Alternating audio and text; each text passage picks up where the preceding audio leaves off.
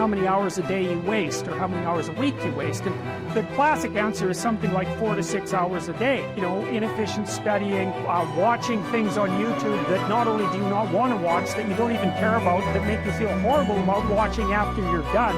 And so if your life isn't everything it could be, you could ask yourself, well, what would happen if you just stopped wasting the opportunities that are in front of you?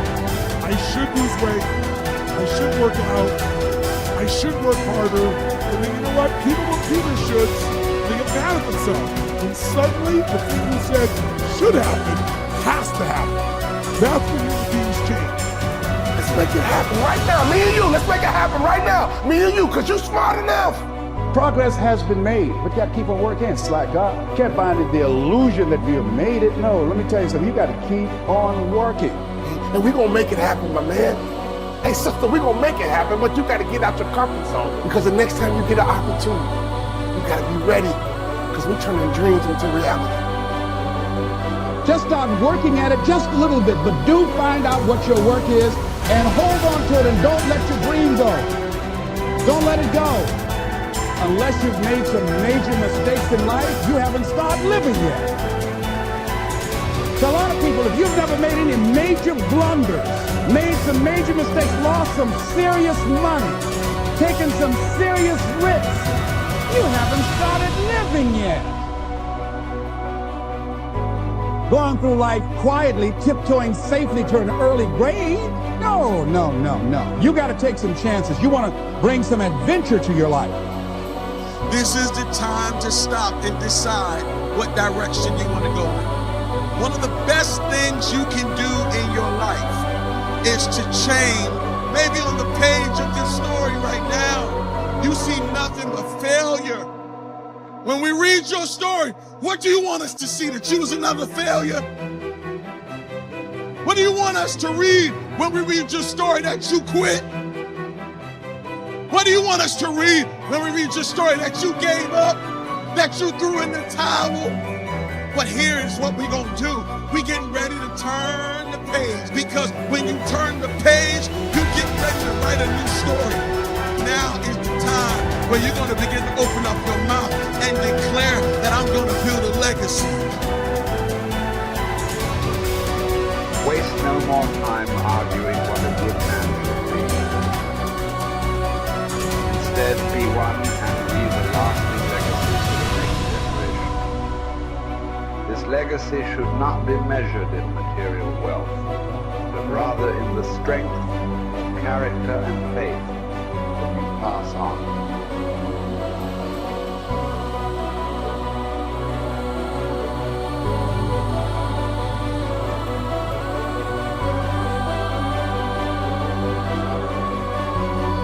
I genuinely am a force for the world. You may not understand that yet, but you will eventually. And I genuinely believe I'm acting under the instruction of God to do good things. I want to make the world a better place. I genuinely believe my legacy is a good legacy. And I believe that eventually, when the legacy media catches up, they're going to understand I'm a good, positive influence.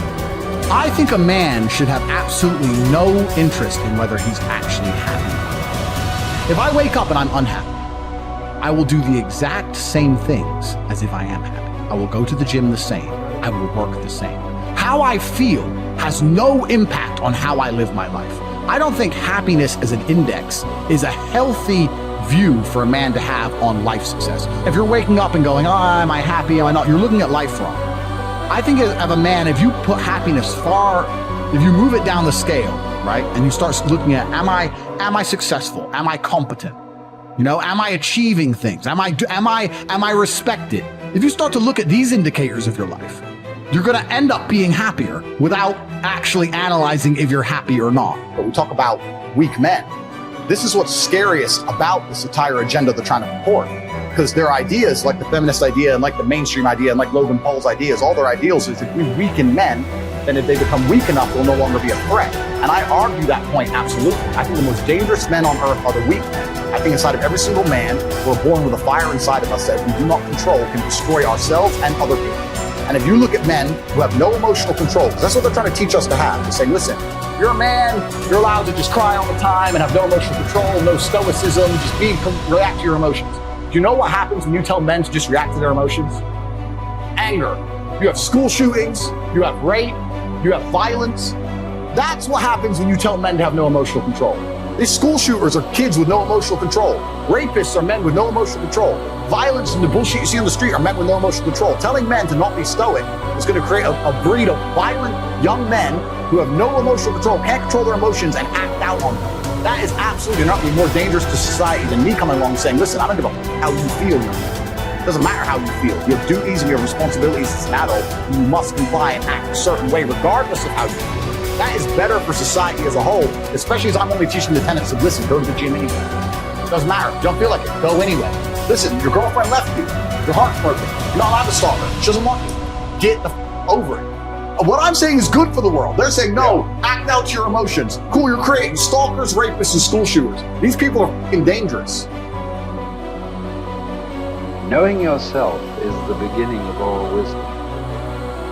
Simplify your life. Don't waste the years struggling for things that are unimportant. Don't burden yourself with possessions. Keep your needs and wants simple and enjoy what you have.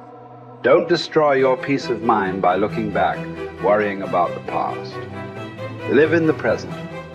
Simplify. Our life is what our thoughts make it. Do every act of your life as if it were your last. In a word, your life is short. You must make the most of the present with the aid of reason and justice, since it is possible that you may be quitting life at this very moment. Govern every act and thought accordingly. Adapt yourself to the life you have been given and truly love the people with whom destiny has surrounded you. If you accomplish something good with hard work, the labor passes quickly, but the good endures. If you do something shameful in pursuit of pleasure, the pleasure passes quickly, but the shame endures. A musician must make music, an artist must paint, a poet must write, if he is to be ultimately at peace with himself. What a man can be, he must be. I will keep constant watch over myself, and most usefully, will put each day up for review. For this is what makes us evil, that none of us looks back upon our own lives.